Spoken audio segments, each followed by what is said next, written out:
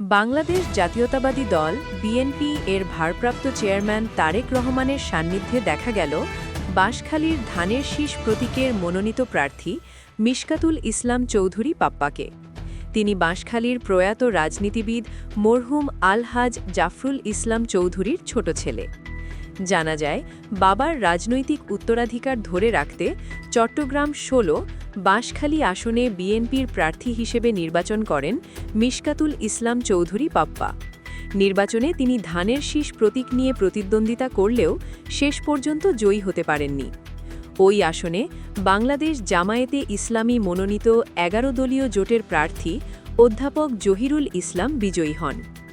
রাজনৈতিক বিশ্লেষকদের মতে চট্টগ্রাম ১৬ বাঁশখালী আসনে বিএনপি ও জামায়াত সমর্থিত প্রার্থীদের মধ্যে তীব্র প্রতিদ্বন্দ্বিতা লক্ষ্য করা যায়।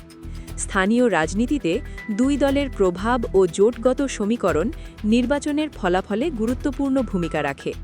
এদিকে তারেক রহমানের সঙ্গে সাক্ষাৎকে ঘিরে বিএনপি নেতাকর্মীদের মধ্যে নতুন উদ্দীপনা সৃষ্টি হয়েছে বলে দলীয় সূত্রে জানা গেছে।